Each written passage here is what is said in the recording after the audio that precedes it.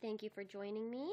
This is going to be the first of 3 tutorials for the enchilada plate. I wanted to go ahead and just say that the actual plates, I have a separate tutorial for the plates. The plates are back from a tutorial a few weeks ago. There's plates, teacups, and then tea for the teacups. That's the same plate that I'm using.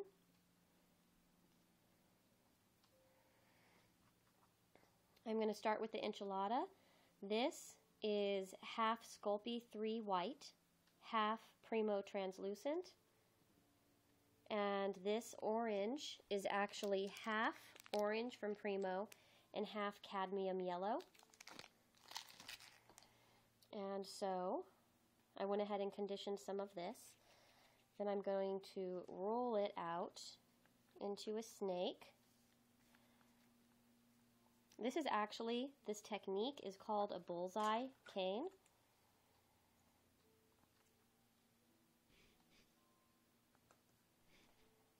What I'm going to do to keep it easy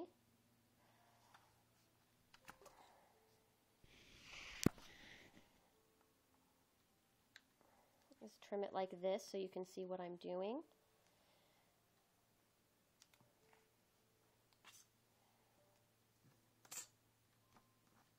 So here we have our orange, yellow, and we have the white mixture.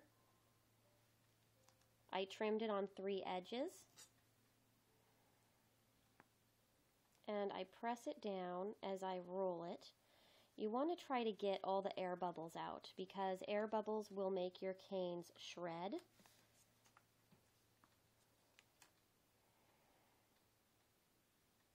I make sure that the white seams are meeting.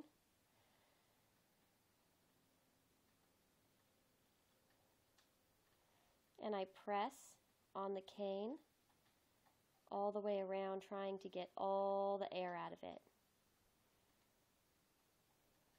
So this is a simple bullseye cane. You can probably tell why just by looking. And basically we start rolling it to make the cane thinner and longer.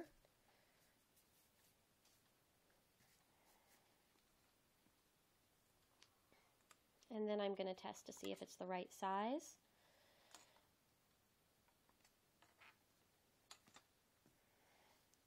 So our little bullseye cane there, and then I would flatten it and put it on our plate just to see.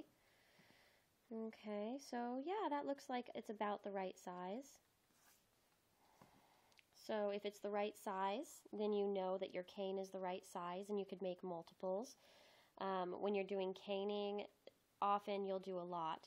There's probably enough for 6 enchilada plates here in this one cane. That's kind of how caning works, is you often can get a lot out of it.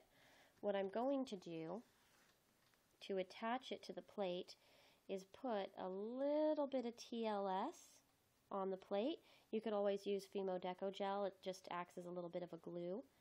Now for my enchilada itself, I want you to be able to see the nice cheesy inside. So what I do is I cut it at an angle.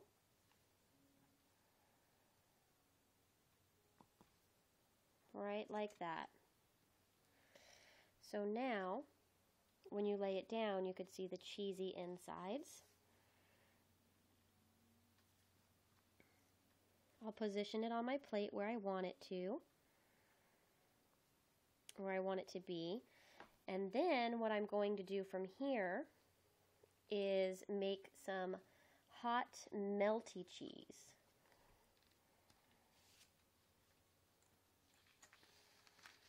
Let me go ahead. I have a sheet of paper here where I put a little bit of TLS.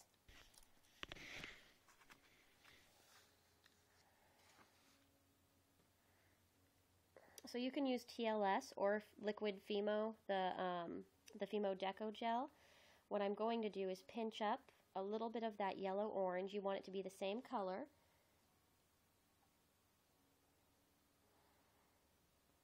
And hopefully this won't take too long, guys.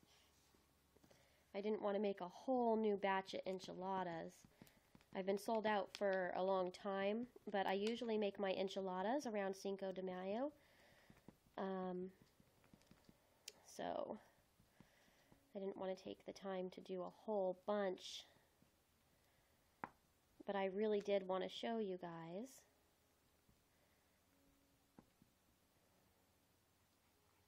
So this is how you make frosting. This is how you make the cheese sauce. And in this case, for the cheese enchiladas, this is also how I make my refried beans. There's a little bit more to it, but I do a liquid portion too.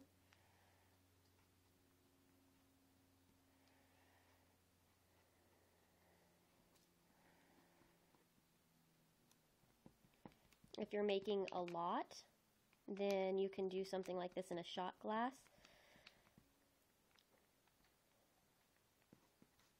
I really suggest, if you want to make a business out of doing the polymer clay, and it's not going to be something that you do just for your own dollhouse, but if you want to make jewelry or you want to make multiple pieces for selling.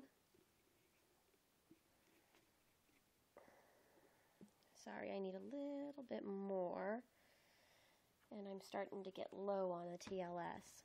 But anyhow, what I was saying was if you're wanting to do miniature food for jewelry, I always suggest making multiples in one batch. Make at least 7 to 10. They eventually disappear, but you end up throwing a lot of clay, and like in this case, as you can see, there's quite a lot of cheese sauce. That's going to be enough for quite a few cheese enchiladas, but it's actually the perfect color for nachos too. But instead of wasting all of this stuff we make, it's good if you can make several and use it all up so you're not wasting the clay. But that's my good cheese sauce here. You want to usually go till there's no more lumps and bumps. Okay, and what I'm going to do from here is take my little enchilada and I paint a little bit of the cheese sauce on the outside. And you can do this with either a toothpick like I'm using now, or you can do this with a toothpick or a safety pin, a sewing needle, a needle tool. But I do this so it looks like the cheese is melting. And remember, with Fimo, you could tell the Deco Gel, you could tell the color much more easily. With the TLS, you can't tell it before baking. It looks a lot more yellow and a different color in here. But once it cooks, it's going to darken to the color of the solid clay we put in it. But from here, we bake it. So this was part 1 of the cheese enchilada. And it's usually little details like this added melted cheese that will help it look a little bit more realistic.